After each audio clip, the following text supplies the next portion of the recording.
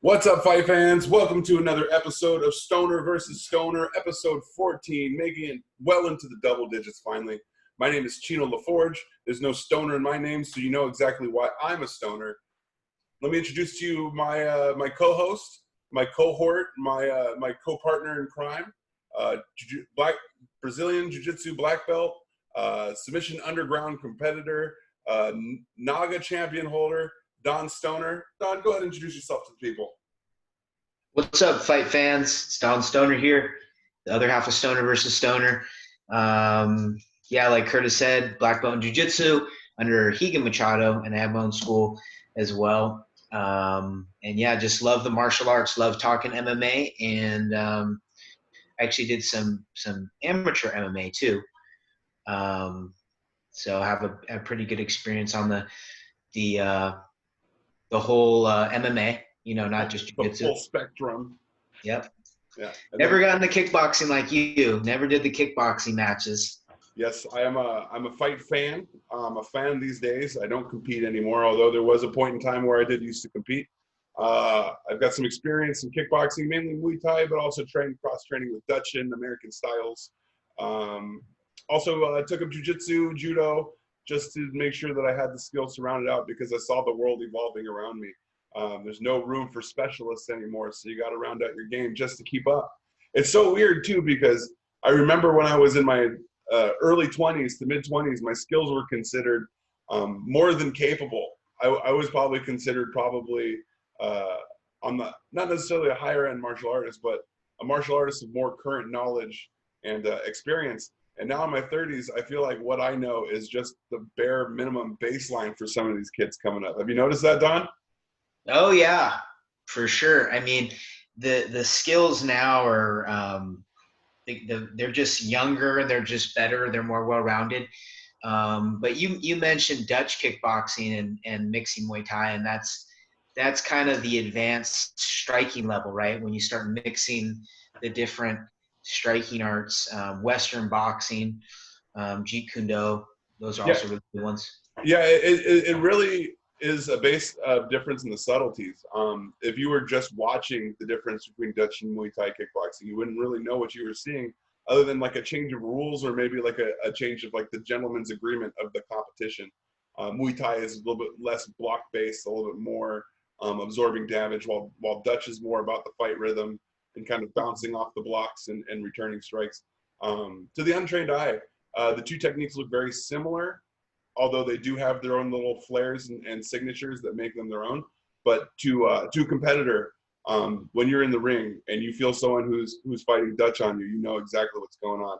And there's ways to counter and react, just like how there is in, say, in jiu-jitsu. Like if you were to counter like a 10th planet guy, you would know that, okay, the rubber guard's probably going to use pretty heavily. I'm going to base my hips down, put my top half up, not really give them much, and watch their counter game because they could bait you real quickly with the positions that they feel comfortable with that you don't.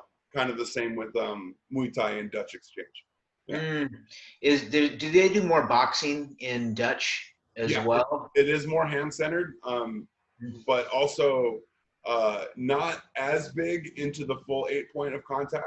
I mean, you do get elbows and knees, but it's just not as much of a focal point as, say, like the plum clinch of Muay Thai. In Dutch, you get a lot of over-unders. It's also a sport, the Dutch kickboxing style, the ruling system really isn't heavily reliant on clinch. They kind of discourage it. So it doesn't really fit the model for the technique of Muay Thai per se, although there have been very successful Muay Thai fighters against Dutch kickboxers for that very same reason, for the fact that they're overtrained in an area that somebody's undertrained. Yeah. Interesting. Yeah. But anyways, if you haven't tuned in before, we do have a whole catalog on YouTube. Make sure you check out our YouTube shows. This episode is actually going straight to YouTube. Unfortunately, our Facebook Live wasn't working today, so we are adapting much like a fighter in the ring would if they were given something they weren't used to seeing. So sorry that this one didn't come out to you guys live. I assure you the next one next week will, as long as provided the technology comes through. So let's go ahead and jump right into it. The last UFC we saw was UFC Fight Night. That was Fight Island number 4, I believe, with Holly Holm and Aldana being the main event. And we had a few fights that we weren't sure what was going to happen. It was still exciting nonetheless, though. Jermaine Durand, put on a great performance. That was one of the fighters that we were expecting to see a great performance from, and I don't think she disappointed at all. Carlos Condit and Court McGee on the top of the prelims, just slugging it out. Let's start there, Don. You want to start there? Yeah, that's a great place to start. That was a barn burner, man. Mm-hmm. These guys got after it. Two dudes bringing the heat. Carlos Condit ends a 5-fight skid. Court McGee, what a badass dude. Oh my gosh. I haven't seen that much heart in a fight in a long time. He even fixed his nose mid-fight. Did you see that? Yeah, that was impressive. That was a veteran blood. Man, I remember doing the trick as a kid where you put your fingernail under your tooth and made it sound like it was popping. But that dude really just straight did it. Man, that was vicious. Yeah, the whole fight was just high pace. The scoring went heavily to Carlos Condit, which was totally deserved. He pushed the pace the entire fight. But man, to be honest, I was expecting a slightly slower pace of a fight. I was expecting a little bit more of a grappler's match. I was not expecting to see the slugfest that was put on before us. Were you surprised at all by what happened? Yeah, I was actually surprised. Yeah, Carlos Condit came out so technical. That whole fight, he had, he put together so many beautiful combinations. He was really staying kind of away out of Court McGee's range, and he just dominated that fight. Court McGee, though, I'm disappointed in Court McGee because his style's always been the same. Court McGee's always brawled. He doesn't really have any surprising techniques or anything that's really hard to train for. But I was hoping Court McGee, with all the time off, could add some to his toolbox, but it didn't look like it did. Court McGee against like Nico Price would be a really cool fight to see. Ooh, they're both brawlers. Yeah, I could see that being a hell of a fun fight. Yeah. Yeah, that's like two guys country, back of the barnyard. Just that would be a great fight. But yeah, that fight was really good, man. So you weren't really surprised at that outcome, huh? Not the outcome so much, more so the where the fight went. I was expecting Carlos Condit to kind of put a little bit more of a wrestling clinic on him, put a little bit more grappling on him. I know Carlos Condit's got hands, but in his most recent fights, we've been seeing a little bit more of the grappler's game. He tries to drag him down style. So it was nice to see him kind of making an adaptation to his recent game plans. I think him changing his style, I think he made a really good point there. I think him changing his style up a little bit is probably what gave him such a huge edge in this fight, is the fact that Court McGee didn't know what was coming. And Carlos did. And he seemed like he had an answer for everything that Court was bringing to the table. Right. Yeah. Carlos made the adjustments and Court didn't. I like the fact that Carlos kept it mostly on the feet because that's his style. He's a long range fighter. Some of the times he's lost, were wrestlers that would take him down and he'd pull guard. And, if he couldn't submit him off the back, he's not a wrestler at all. He's a good jiu-jitsu guy. He's a good jiu-jitsu guy, yeah. He's been trying to utilize grappling more recently, but it wasn't working for him as we'd seen, yeah. It'll be cool to see him fight again. Carlos is a legend, man. Yeah. I'd like to see him have a couple good fights. He wants to fight Matt Brown. That'd be a really good fight too. Oh, that'd be an awesome one. I'm loving seeing these fighters making these triumphant returns and making some good runs. I'd love to see Carlos in the name of those options. I mean, Holly Holm, of course, added her name to that list. We'll talk about that in a little bit. After that fight, we moved into the main card. The first fight was Daquan Townsend and Dusko Todorovic, where Dusko knocked him out in the second round. What did you think of that fight in general? That was kind of an interesting one to begin with. Yeah, interesting fight. Dusko Dusko really turned up the heat. Dusko is I've never seen the guy fight before, but I'm definitely a fan now. He had a really good fight. Um, yeah, this is one of the ones that I don't think we knew the guys. But Dusko put himself on the radar. Yeah, they had a very weird feeling out process in the first round, though. The pacing was very strange. There was a lot of footwork going on, not a lot of striking in the first opening minutes, but a lot of footwork. It seemed like they didn't really know what to make of what information they were getting from each other. It seemed like they were both kind of trying to start setups to see what the feint reactions were, and it just ended up looking like a lot of pump faking for the first couple of minutes. But like you said, Dusko really did take charge of the dance after the first about 2:30 of the first round, and yeah, from there it was really just kind of a one-sided slow ride to one direction. Dusko's got some great tools. I'd really like to see him against some more talent.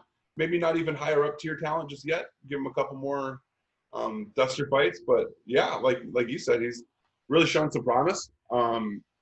Somebody to watch for sure. I don't know if he has a star quality to him. He didn't really charm me the same way that some of these young kids have been charming me, but he definitely has the tools. It'd be fun to watch him fight in the future. Yeah, definitely. You know, that he just kind of got on my radar now. Sometimes with new fighters in the UFC, they'll have that kind of weird feeling out process where, you know, maybe they're overthinking it. It took a while for them to feel each other out. And then Dusko ended up winning that timing battle. Yeah, a lot of it was angling. I could tell a lot of it was just them trying to establish that outside foot, and then once one person had it, the other person would take it, and they would separate instead of moving in and try to capitalize. It was just a weird pacing. Yeah, it definitely does happen sometimes. I'm glad it didn't continue for multiple rounds, because sometimes you can get that type of feel out process happen for like a round and a half, and it's like, oh, come on, swing. But we are talking about high level problem solving with high level consequences. So that apprehension is totally understandable. But is it fun to watch? Not always. But that fight did become fun to watch. I'm going to be honest, the first minute and a half, 2 minutes, I was worried that it was going to be a sleeper. And man, was I wrong. It turned into a hot fight real quick. And before you knew it was over. It was one of those fights where, maybe you wanted to go to the bathroom because you weren't sure what you were seeing and you missed it. But I didn't. Oh, by the way, reason for the tuxedo this evening is because Mr. Stoner, Don Stoner, you had a birthday not too long ago. Wanted to say happy birthday. Figured it would be in good form to dress up for it. Thanks, man. I also have a birthday tomorrow. Coming up. Yeah, thank you. It's my birthday coming up tomorrow, so it's a special birthday show. I figured I'd wear my suit and tie. Fight after that, we had Kyler Phillips versus Cameron Else. I stepped away and missed this fight. Mm-hmm. Can you tell me about it, Don? Explain this fight to me like I'm a child. I actually skipped this fight too. This is my restroom fight. So we're sorry, Stoner versus Stoner fans. This is the one fight that you're not going to get a breakdown on. It seems that we both walked away at an inopportune time. Yeah. Yeah, man. That's all it takes is a bad. At least we know we're on the same pee schedule. That's kind of interesting. So Kyler Phillips with the knockout early in the second round. Nothing we could say except for good job, Kyler Phillips. You did great. Good job bringing home that W for your team. After that fight, though, I did catch this one. We had Jermaine Durandamy versus Juliana Pena. Great fight. Both fighters really tried to instill their will early on. Pena was no pushover. I think a lot of people were expecting her to be a little bit more of a easy lick, and she just didn't give it to Jermaine Durandamy. She made her work for it. Fight took place on all levels, like it does when you fight JDR. It was one of those fights that just felt like a full service fight. You really got a little something from everything. There was ground game, there was clinch work, there was wall work, there was good striking, finished with a strong submission. So after a takedown attempt, so just a really good flow of a fight. How did you feel watching that one? I felt it was a great fight, man. It was a really good fight. What really strikes me in that fight is just the guillotine that you know Randomly got on Pena. Um, it looked almost like Pena started to fade. Pena's so good at jiu-jitsu that when she gets submitted like that, especially coming from the Scrap Pack team with Michael Chiesa and all their coaches that are really, really good at guillotine chokes and front chokes. They're some of the best at Darces. So she knows that defense. That was just kind of, I think, more of an exhaustion. I got caught, tape tap. Not take anything from Durandamy because she does have pretty slick jiu-jitsu, but she's just so technical, so experienced. She's, I think, a lot more active as well with higher level competition. She was able to find the way to win. And that guillotine too is such a technical guillotine. When you get the guillotine, you start to go on the half guard, the side like how she was going, and really cranking it. Coupled with her body type, she's so tall that when she crunches the guillotine, there's so much more, leverage on the guillotine, so much more squeeze that she has. So legit submission, but I just didn't think Pena was going to lose by sub. Yeah. I agree with you that it was an exhaustion thing. That's the thing about fighting Germaine de Randamie is that she just puts the pace on at such a high temperature, especially when we're talking a 3-round fight. GDR is a 5-round fighter. You put her in a 3-round fight, of course she's going to outwork you. She's a cooker. She has no problem fighting for 25 minutes. I mean, we've seen her in 5-round fights come out looking like she could fight another 5 more rounds. So, Pena definitely lost a little steam towards the end. And, even though there were small technical errors to the guillotine itself, I'm sure you kind of noticed, like when she anchored on the same side as the choke, when she did the half guard thing, which you can get more torque if you switch to the other side.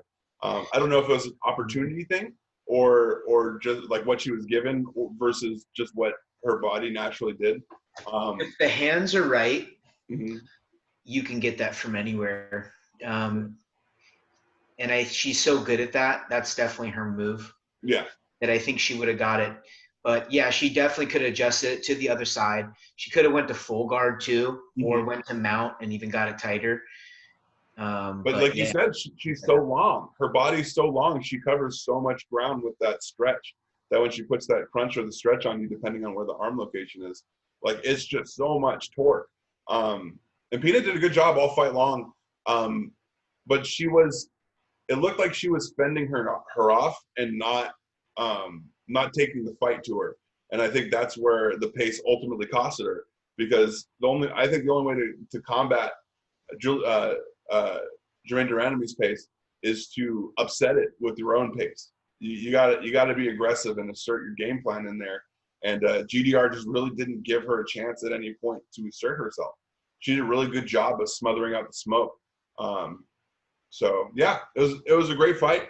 I'm sure Pena will have some amazing fights coming up too. She's just such a competitor. I'm really not worried about her trajectory after this loss because of the fact that, I mean, it's the Germaine de Randamie. She's one of the top fight. She's the top fighter in the weight class. Only person that's got her number is Nunez. It's such a tough place to be in women's fighting right now. When you got sharks like Nunez and Shevchenko just swimming the waters, not get Whaley. Just there's no daylight. There's no the championship competition level versus like the contender level seems to be really stretched. Where is Whaley right now? That's a good question. We still been waiting for a title defense since her and JJ banged it out in early January. But to be fair, that was a fight worth waiting another year for. She can take as much of a break as she wants to. Holy shit, that was funny. I still get tingles from that fight. It was such a good one. But yeah, no, she hasn't been very active this year. So, but maybe it is a good chance for some of those in the weight class to pick up the competition level and get some ring time experience, because they're Mhm. going to need everything they can get to beat these champions, because everyone sitting at that top seat is just a damn monster. And I really don't see a lot of daylight available for any women fighters, for any of the female fighters in the league. You got to be the next champ if you want to climb these ladders now, because man, that top shelf is looking scary. It is head and shoulders above the rest of the competition. It kind of reminds me of the early days of the UFC, where like in the first like 100 UFCs, you had these specialists that would just take over. And now we're not necessarily seeing those specialists, but we are seeing that level of dominance again, which is it's fun to watch. Not gonna lie. Not Yeah. so fun to watch was the fight after Jermaine Durandamy and Juliana Pena. We had Jorgen De Castro and Carlos Felipe. It went 3 rounds, and as we know with heavyweight fights, sometimes when they go 3 rounds, they get a little slow. They get a little slow paced. This fight kind of lost its edge about 2 minutes into it. What did you see on that night, Don? Jorgen De Castro's last couple fights have been like that. He had a similar fight with Greg Hardy. There was a weird Brazil rivalry thing going on. I didn't really know what to make of Carlos Felipe. He looks, he was a showman, but he's not really. I don't want to say higher level because he's in the UFC, but it just seems like he's wasting energy with all that. Jorgen, I don't know what's going on with Jorgen De Castro. I picked him. I must have got slaughtered on this card. It seemed like every card I picked these guys wrong. But yeah, I don't know what's going on with Jordan. He should really do a lot more kicks, with his legs, and he has really good kicks, but he doesn't land enough of them. He has pretty good punches, overhand right. But the fight was lackluster. The whole fight was lackluster. These guys aren't, top. There's something to be said about the fighters that try to use these more flamboyant techniques without having the wind to carry them into the later rounds. It just makes it look like disrespectful martial arts. It makes it look like they're not respecting the amount of energy that goes into doing such maneuvers. So it looks like they're just kind of out there for clout, for the Twitter followers. They get their cool spinning kick attempt and whatever, and they throw that up as their GIF for the next month on their social media platforms. But it didn't really impress any of us as viewers of martial arts. Anybody could throw that technique. They could throw it. They could throw some of them, 3 times in a row, 5 times in a row, 10 times in a row on the pads, and it looks cool. But is it making you climb the ladder? Is it making you a better fighter? I think that Carlos Felipe could train a little bit more efficiently. If you're a heavyweight, there's a massive amount of techniques for you to employ before you start jumping to those flashy, high-end. You got to give your opponent some information to read before you even try those, just because otherwise they're going to see that and be like, oh, okay, he's one of these fighters. And then where are you going to go from there? You're not giving yourself anywhere to go. You got it's he's a young fighter, so I'm guessing he was excited. He was happy to showcase some of his skills and the talents that some of his coaches helped him get, but I don't think it went the way that he was expecting it to. And I think the end of the round or the end of the fight really showed that. I think it really showed that he didn't have the strongest game plan going into it. I don't think he was employing a game plan even. Who knows? I mean, that's kind of a bold statement, but it didn't look like much strategy involved. Yeah, he was very free flowing, very lack of strategy, lack of game plan. And that's a kind of a rough place to be, in the UFC, because you have all these NCAA wrestlers and they'll just eat these guys for lunch, carrying no body fat, and they can go for 5 rounds. And some of these guys, it's hard for them to go for the 3, but there's still kind of a lack of heavyweights, right? There's always been a lack of heavyweights. It's kind of the weight class of some guys would get shots, and some guys have gotten the UFC just with one fight because they're a heavyweight. Yep. Yeah, that's that's how it's outside of the top 10. It's like that.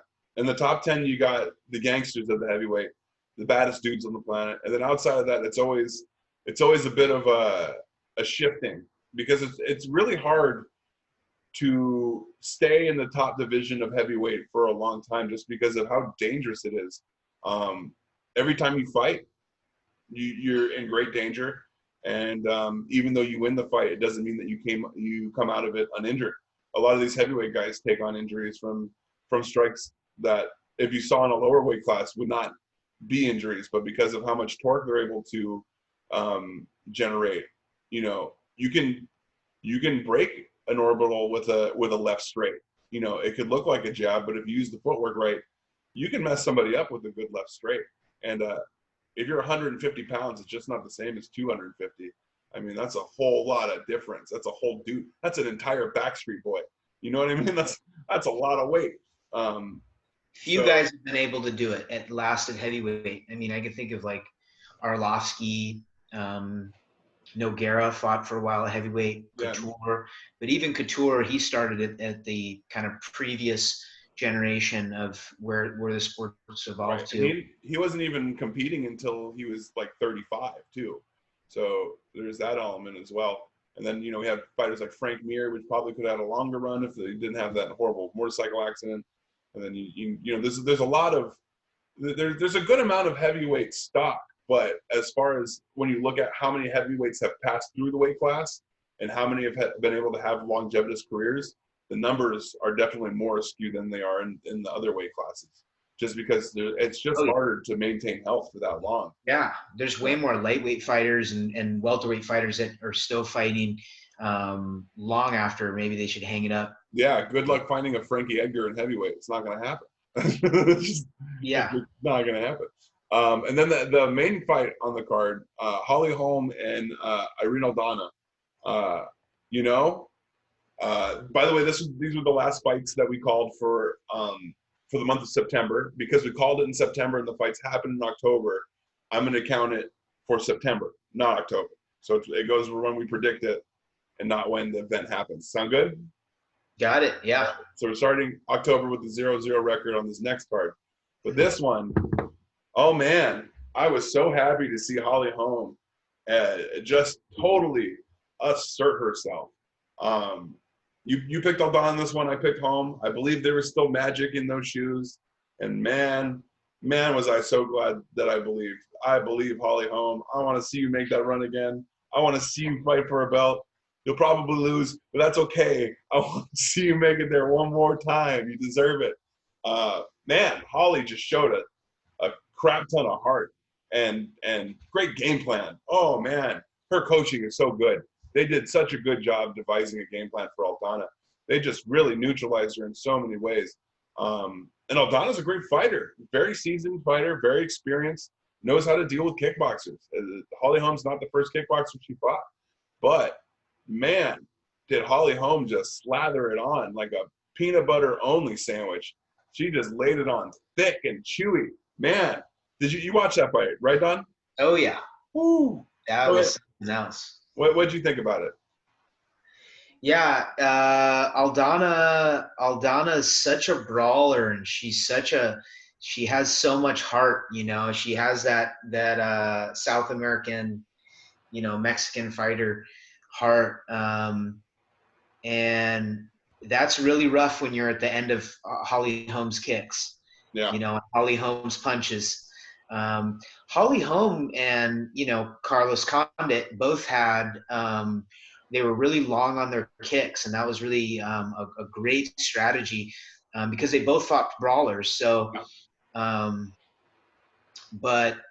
yeah, that was just a beatdown, complete beatdown. And Holly Holm, it's rough because again she's losing to only Amanda Nunes and only the best girls.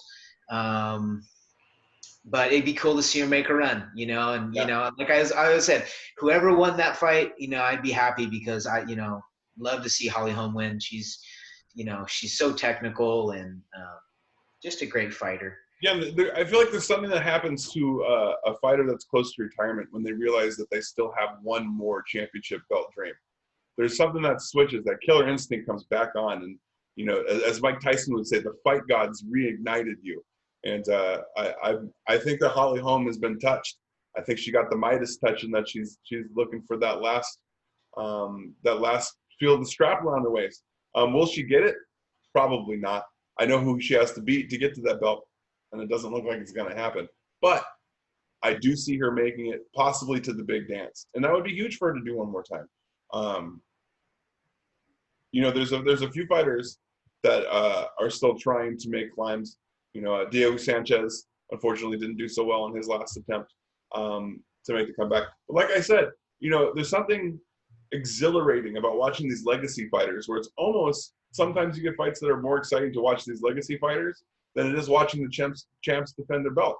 So, you know, I feel like we should have like a legacy league. Oh, like Bellator? I can't not go back to that conversation. That was such a good point. Yeah, it was great to see Holly Holm in her preset in her former style of glory.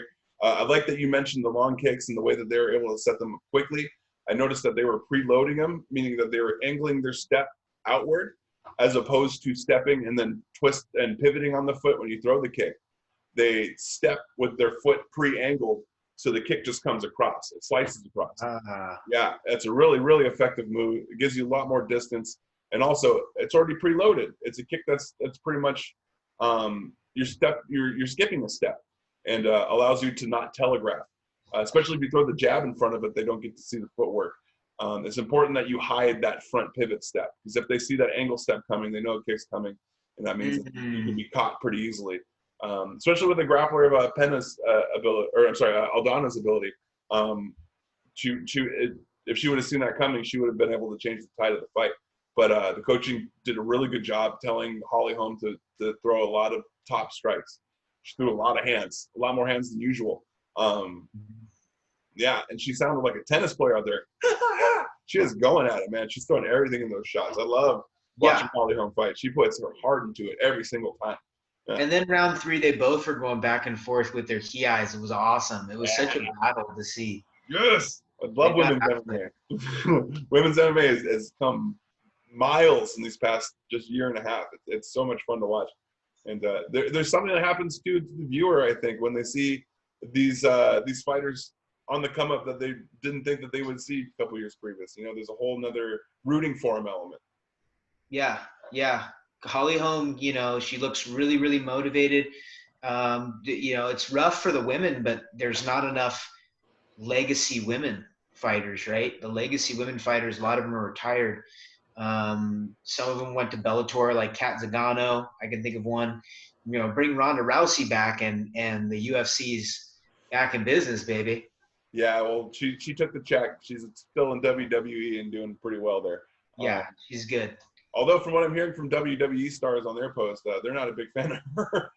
Apparently, she's still a little sloppy in the technique of professional wrestling. So, but you know, that's more of a dance than a fight, though. You gotta know the steps. If you don't know the steps, something get hurt, especially at that high level. So, but she's new to it. I'm sure she'll adapt just fine. I mean, at least she knows judo, so she knows how to fall herself, so she won't get injured. The nice part is when an MMA fighter goes to wrestling, maybe their technique's off, but they're not going to get KO'd and embarrassed. When wrestlers come over to our sport, pro wrestlers, it's just you know, ugly. Yeah. Well, I mean, Brock Lesnar. Except for Lesnar. I was going to say Brock Lesnar was like the only success story. That was the only story that was like, all right. And even he has like a 2-2 record. It's not exactly great. He's not exactly a champion. He's a competitor. Did he belong in the top 10 immediately? No. They should have given him 3 feeler fights at least. But you know, that's what happens when you're that level of celebrity. I think he could have had a better record had they given him the chance to develop. CM Punk had no chance. That guy was dog shit. And he somehow made me a believer. You know, against all of my martial arts knowledge, CM Punk won me over. And you fell for it. It was just so bad.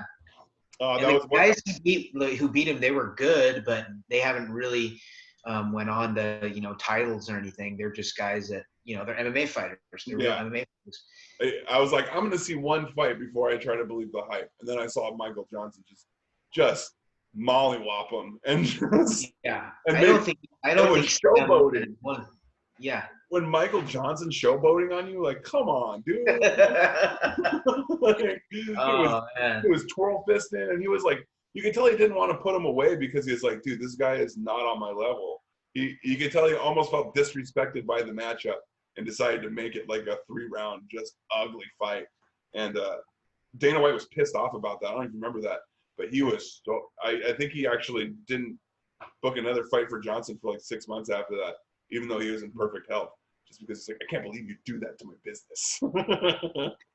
Good though, keep him out. No tourists allowed. All right, so the next event is UFC Fight Night 5 in Fight Island. So it'd be UFC Fight Night, Fight Island 5. Man, they're not making this easy for us to say. We only have 4 fights on the main card. We have a lot of fights on this card. A lot of the undercard fights are going to be fighters that we haven't heard of yet.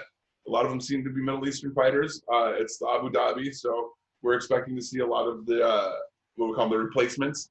We expect to see a lot of those in the undercards. But you know, I do expect to see some great fights on there. We do know that when people go to Fight Island, they definitely bring the best out of themselves. So I'm looking forward to seeing some of those undercards. They might be more exciting than some of the main card fights. The first fight we have Marcus Perez and Discus Duplessis. I'm not familiar with that guy. However, Marcus I've seen compete before. I'm trying to remember his last fight that I've seen him in though. It's been a little while. He hasn't been very active in the UFC. Any thoughts on this fight?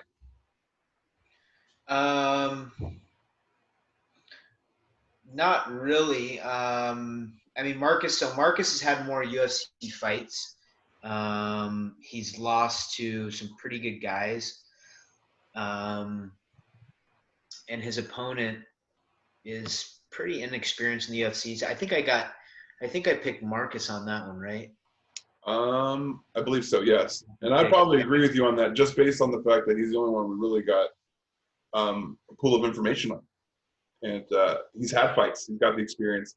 I look at Duplessis' record, and I don't really see any names I recognize. I don't even see any promotions I recognize. So it must be one of those. But at the same time, you know, we have fighters like Chimaev come out of nowhere. Or, you know, you never know. Now, you never know who the next Chimaev is going to be. So it's like we're watching – a lot of people are watching this. Some of the older UFC fight fans are watching this with, like, you know, kind of like a little bit of like, I don't know any of these guys. I might not like these fights. This might be, you know, not my favorite card. But people who don't know the UFC right now, this is the best time to become a fan of the UFC because we are seeing a giant shift in talent. We're seeing the talent pool grow. We're seeing a lot more young fighters come up. And we're seeing the next level of mixed martial arts reach, the next generation of fighters that have combined their techniques a little bit more in a fluid way. So I think right now is a really good time to be getting into mixed martial arts as a fan because we're going to be seeing the changing of the guard happening pretty soon in a lot of the weight classes. Yeah, I mean MMA now MMA is growing at a faster rate than a lot of other sports, and you know the level that MMA is at now it's so advanced and it's so technical to see guys that you know where the evolution is now, guys that you know. Like you said, can surprise you. You might not even know who he is. You know, previously, you know, like last year, you could look at a card and maybe one new guy would be there and you could, you know, research his last 20 fights. And now it's like all the new talents coming in. It's evolving to this other level where a lot of unknown guys are getting a shot. So it's really cool to see. But yeah, I mean, you know, if you see, you know, my whole thing is as a rule of thumb, if the guy's Dagestani, I'll probably pick him to win if I don't know him. Well, I did that with Islam Makhachev in Vegas one time, and it was at the Michael Johnson DC fight in Vegas, and Islam Makhachev was fighting, and I just knew that how close he was with Khabib as Khabib's top training partner, so I picked him and bet on him, and he went on to win a bunch of fights. So, you know, it doesn't always work, but it won't work if it's Artem Lobov, but it will work if it's Islam Makhachev for sure. Well, Lobov's he's Russian, but he kind of had this weird Irish thing about him too. So he's like trying to be Connor and stuff. It was right. weird. well, when you look at the top developers training partners, sometimes you're like, oh, is this going to be another top contender? And you're like, oh no, you're a punching bag. Yeah. Yeah. The interesting thing about SVG is there's not that many SVG guys out there except for McGregor. You know, a lot of the SVG guys had fought in the UFC, but there was only like one or two of them, and I don't know of anybody else but Connor from the SVG Ireland camp. It's just kind of, I was always wondering about that. You know, you see a lot of guys from London shoot fighters and other places in Europe other than SVG. Yeah. Well, it makes you question whether it's the coaching or the talent that made that place famous. You know, is it the ability to hone talent, or did they get lucky and get a Conor McGregor fall in their lap? You know, so some Michael Jordans will be Michael Jordan if you never handed them a basketball. You know what I mean? There's some fighters out there who are just so naturally talented that there's no other reason for them to do anything other than to become a fighter. What I'm looking forward to is when we see the perspective, you know, LeBron James level high school athletes being like, no, I'm going to be a fighter.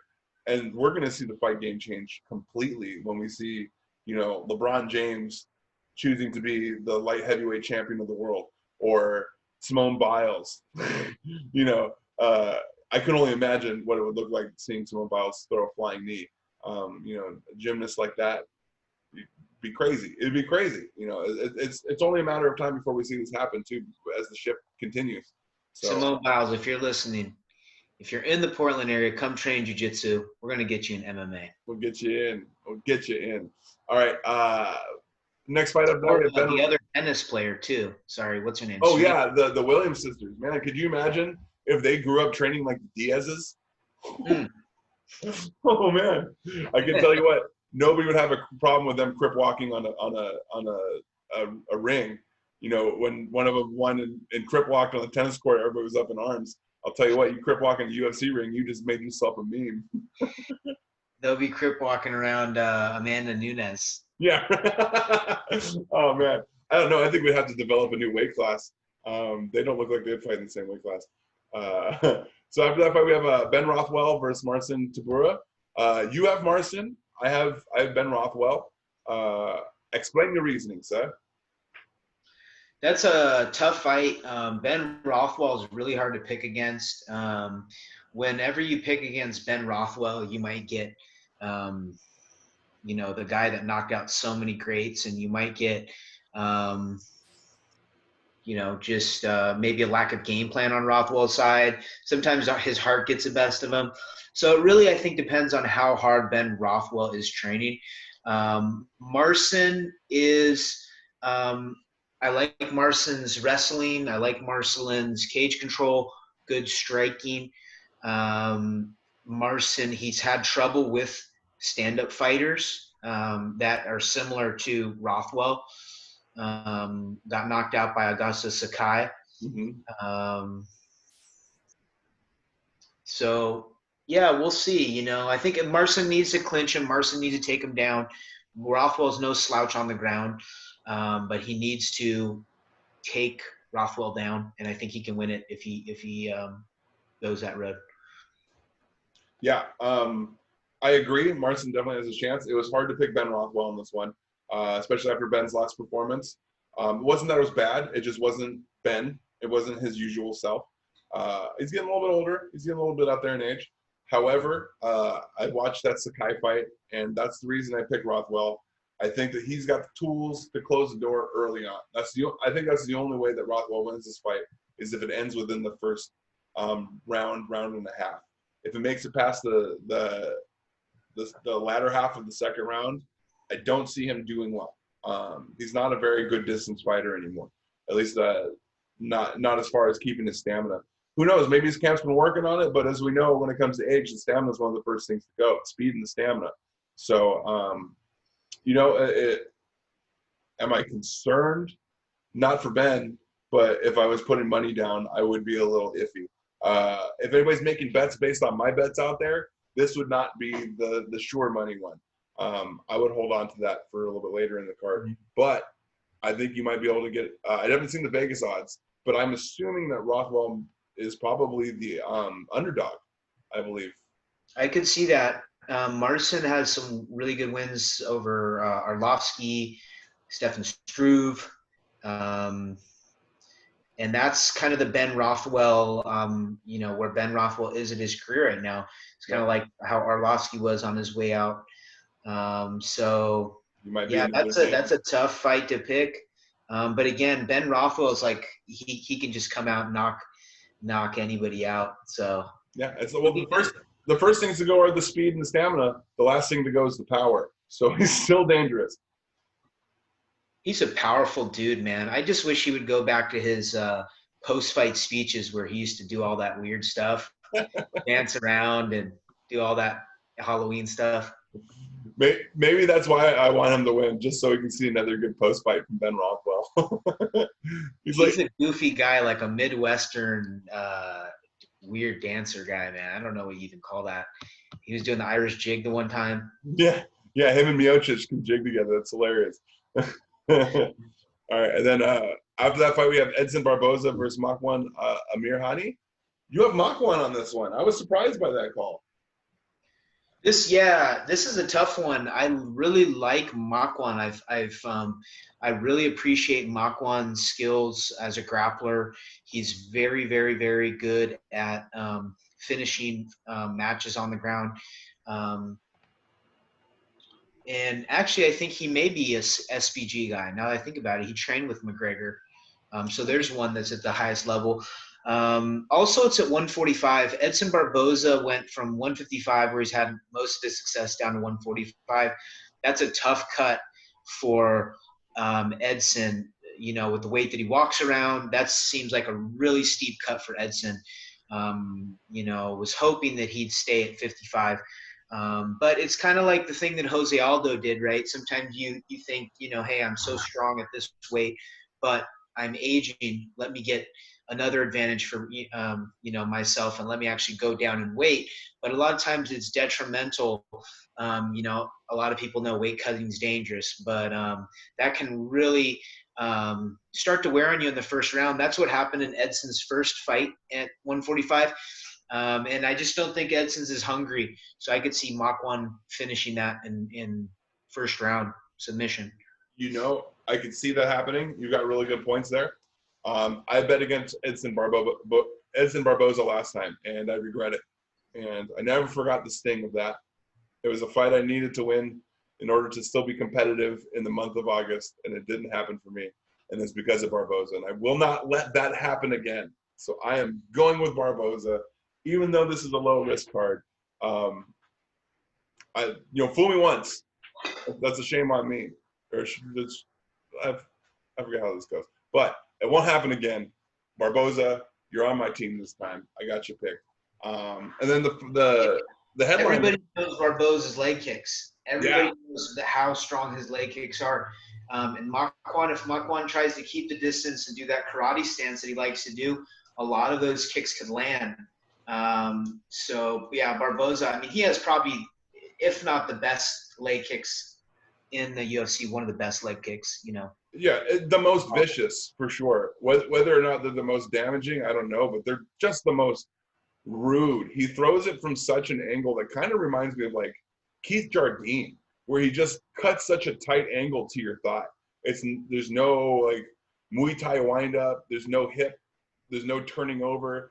He throws it just straight across, direct line, almost karate style. But the amount of power he's able to generate from that is freakish. You're normally not allowed to generate that much power without turning over your hip. But he just whips it out there and just lands with like a crack of a bat. It sounds ridiculous. So that would be Muay Thai style. That would be full-on Muay Thai, would you say? Or what type of kick is that one? Well, it's a modified Muay Thai, because normally with Muay Thai you would lift the knee and then turn the hip into it to get that extra snap. It's like a combination. It's more so like I guess it would be kind of like a Dutch angle, but just the sharpness of it is signature. I don't know if I've really seen anybody throw leg kicks the way he does, because the way he turns his foot inside to chop a very inside angle is really scary. You think about centrifugal force and how an item moving in a circle, the tighter in you pull that rope, the faster it moves. it's kind of the same philosophy where he keeps his foot in and he tucks it in and cuts the cross. So that circular force is now turning into a straight line as opposed to something that loses energy as it circulates. So he has it down to this super efficient art that doesn't necessarily look as pretty as some of the other martial artists kicks, but man, does it land with just such authority and bad intentions. He's not making any friends with those leg kicks. He's a man to be feared because of it, definitely.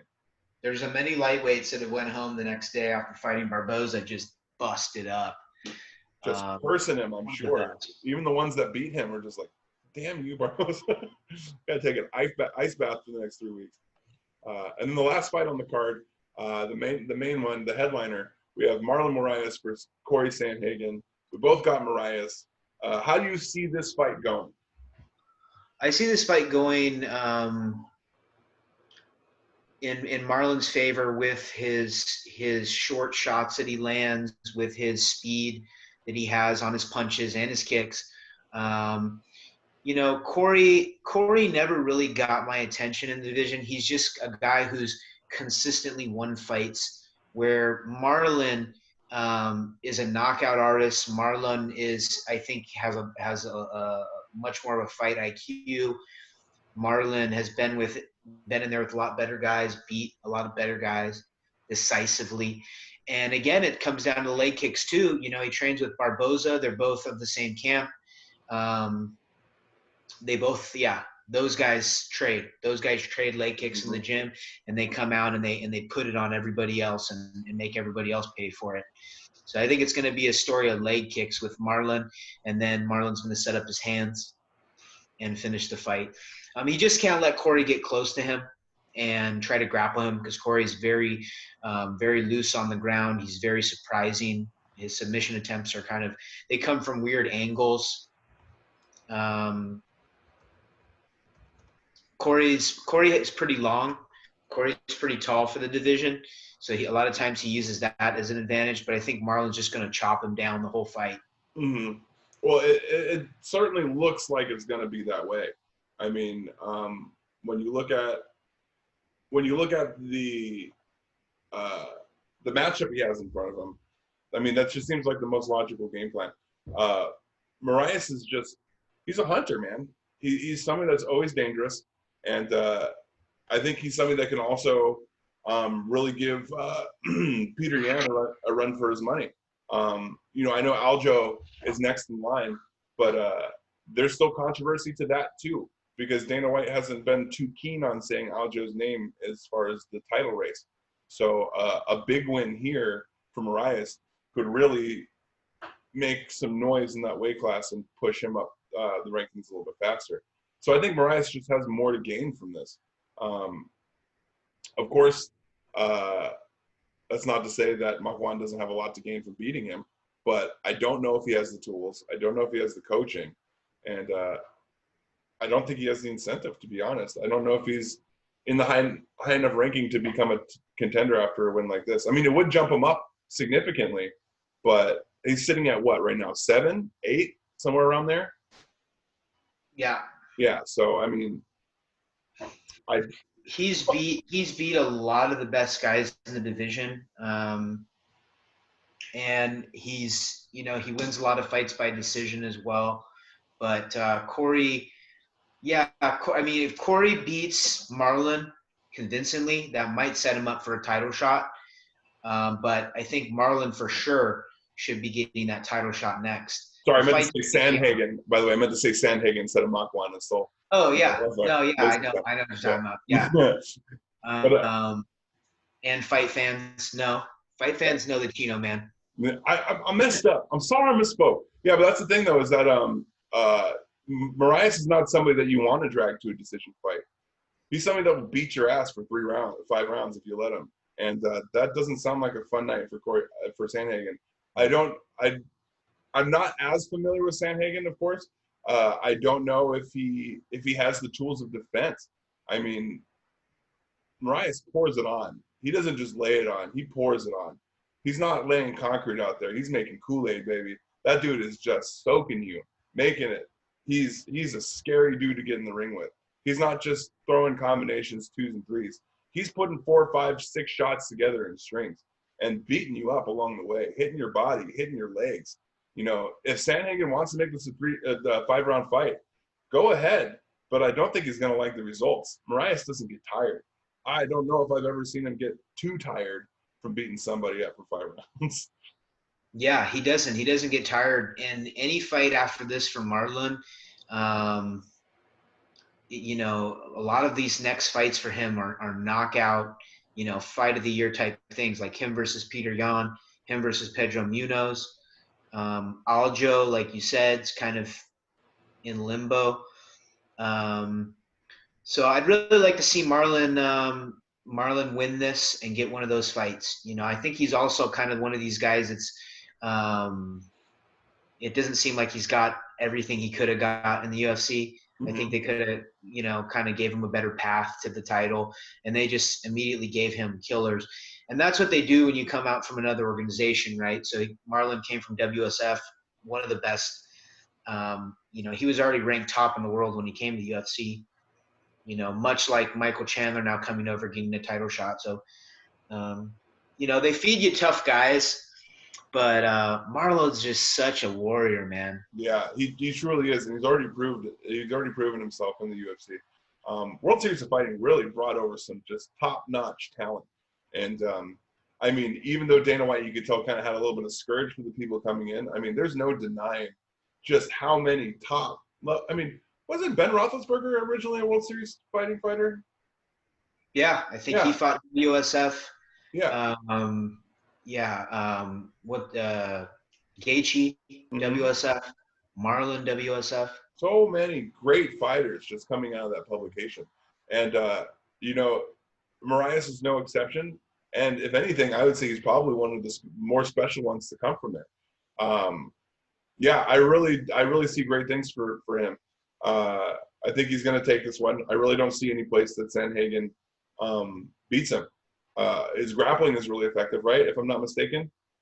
Yes. Yeah. So that's one field, but I mean, good luck dragging down Marlon. If he doesn't want to go on the ground, it's not going on the ground. That's one thing you noticed of his fights. If he doesn't want to take place on the ground, it doesn't. I can't remember one of Marlon's fights where a guy's been able to control him and submit him on the ground. No. He's very explosive. He has a really good guillotine and knows how to fight off those attacks. So it's going to be a tough night for Corey the way I see it, but it's MMA. So, yeah. Hey. And Moraes' ground and pound is very underrated. The times that we have seen him on the ground, he punishes people to the point where they're like, I don't want this. And they get back to standing. He's a dangerous dude. So those are the predictions. We got some pretty funny things going on in the UFC or MMA fight world. Well, first of all, let's start with something a little more serious, not funny. Bellator is having their publication in Paris, France this weekend on October 10th. We have a couple of good fights that are definitely going to be happening. Michael Page and Ross Houston are going to be fighting. If you're into the welterweights of Bellator, that's going to be a really good one. We got Oliver Enkamp and Emmanuel Dawa fighting. I don't know Emmanuel well, but I've enjoyed Oliver's fights before, and that one I believe is going to be an exciting one, as well as former heavyweight veteran Czech Congo fighting again in Bellator against Tim Johnson. So that should be a fun one. That'll be a good fight. You know, I don't know what Bellator's game plan is with doing the fights in France and doing the fights, you know, abroad. It seems like they should really focus on, you know, just throwing their fights in Connecticut, building up the talent here, and, you know, trying to fly them into the U.S. But they, you know, they have to give these fighters fights, right? So a lot of these guys are under contract, so they have to hold these shows. But I think it's just kind of slow Bellator's roll. You know, they have one in France, and then they have another one in Mexico or something, and they should really just be doing their fights in-house, you know, in the U.S. But, well, the problem is there's a travel ban against Americans. American fighters aren't allowed to fight in other places other than Mexico, Canada, a couple South American countries. as well as a lot of the European fighters not wanting to come over to America because then they wouldn't be able to travel back without proper quarantining, all those issues. So I think what they're doing is they're just having publications in different places just to make sure that they can get, like you said, all their fighters that are under contract to make sure they live up to their obligations so they get all their money's worth. But yeah, it feels like they're almost wasting more money than they are saving. I mean, the last event didn't even happen due to sloppiness of arrangements and people testing positive and being exposed, not necessarily in their travel to the way to the fight, but I read something where they believe that they were exposed due to the conditions of the fighter stables, like where they were keeping them pre-fight and stuff. So really interesting things to think about. You know, UFC is top of the line. They are the highest pay grade. And that probably comes with a couple of amenities, like being able to protect your fighters a little bit better than most are. I assume it's got to be tough times, but you know, at least I don't understand the reasoning, but at least they're putting on fights, and that makes me so happy. Yeah. Yeah. Then they have a lot of great talent in Bellator. But we'll see. You know, it's tough times for the fight business. You know, anybody except for UFC are really having hard times fighting, putting on fights. PFL is another one that they don't. You know, they're going to have their first show, but they have all these fighters under contract. You know, 200 fighters under contract, and none of them can fight. Right. But PFL has a sponsor, right? Who's running PFL? PFL, they got a CBS deal. That's right. Yeah, they have a TV deal and everything, but they're doing $1 million tournaments. Mm-hmm. So they kept doing these $1 million tournaments, professional fighters league, kind of a world series of MMA. But again, they can't throw fights right now. So they're talking about giving each fighter a stipend, but the regulations just change a lot. And really, the UFC, it seems like, is the only one that can really hold it together. You know, Yeah, with you need a madman like you need a madman like Dana White at the driver's seat. That's the thing. Dana White will not sleep. He will not eat. He will not talk to his children until he has fights organized. He is so diehard about the game. He will make sure that it happens, even if it costs him his own sanity. We got to appreciate about him. If you don't trust the man for his politics or how he treats fighters, you can at least respect the way that he's willing to bring you entertainment each week. That's pretty crazy. Before we go, there's something silly in the UFC, in the MMA world that I would like to talk about. So Mike Perry has another fight coming up pretty soon, and he had put on Twitter that whoever pays him the most money would be allowed to corner for him with his girlfriend or wife or fiance. I don't know what she is right now. But Darren Till put up $5,000 to corner for Mike Perry. Now, if you haven't been following, Darren Till has been trolling Mike Perry on social media, so much so that Mike Perry has had to block all of Darren Till's accounts. Darren Till made memes. He photoshopped his face onto other people's faces, including even like Angela Hill. He photoshopped his face on Mike Perry's girlfriend's face to make him. But apparently Mike Perry agreed to it. He said, "All right, if you pay for your travel, you can corner for me." And then Darren Till was like, "All right, who's going to pay me more than $5,000 to throw in the towel?" I love this. I don't even know why this is happening. What is going on, Don? What's happening? What's Mike Perry doing? I'm always just wondering what. First, he was having his boo corner him, and that whole thing with his. And apparently, she's a pretty good corner because he won the fight. But the guy's just a madman, and I love it. You know, I love it. Apparently, all she did was put the ice pack on his back and said, "You're doing great, babe. You're doing great." And he's like, "Yeah." But somebody like Mike Perry really doesn't need that much encouragement. He maybe needs coaching, but he's got as much confidence as a SoundCloud rapper. He doesn't need somebody to juice him up during a fight. He already knows it and thinks that he's the best. So it's funny because they always talk about all these college educated you know, guys in MMA and you know, like Rich Franklin's a teacher and all. And then Mike Perry runs in there, you know, tattoos on his face. Like, how did he even climb up the way with his mentality I'm and from get the UFC? Florida. Just Yeah, like Florida, and his girls cornering him and all this crazy stuff. you know, when you see so many fighters come from Florida that have a similar mentality, you know, you see him, you see like Sugar Sean O'Malley, you're like, what's in the water, man? Like, what what are they feeding you guys out there? You guys are a different breed for sure. But man, is it fun to watch? I really can't wait to see that fight, that corner, all that unfold. I know it's going to be just drama. And here's the thing: not many of us watch the fights for drama. We normally watch the fights to get the fights, but I do like the drama. I'm not gonna lie. I tune in for the little extra drama. For sure. You know, that's why when Nick Diaz fights, everybody watches. That's why when, you know, now Jorge's super marketable.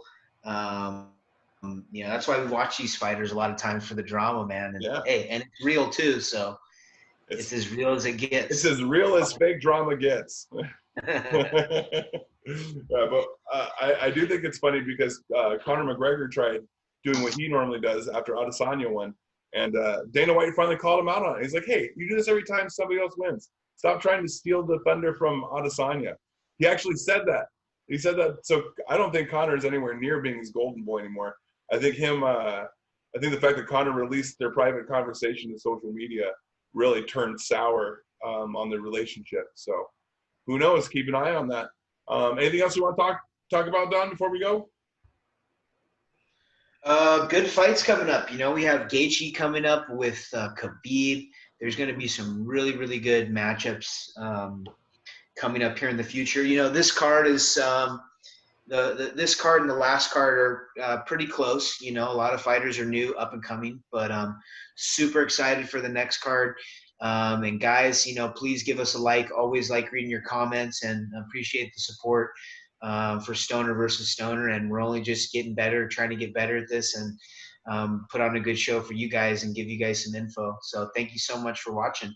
Yeah, thanks for tuning in every week, guys. We really appreciate it. This happens every Wednesday at about 9 o'clock. Unfortunately, this one's going to come out just slightly later because of our Facebook dilemma. But we're going to still do it. We're going to still put up content. We're going to make sure that we curate the comments. We talk to you guys. We really appreciate you watching. Make sure you check out our social medias. You can check me out at Chino Bra. That's ChinoBrah. That's at everything, Instagram, Facebook, all that good stuff.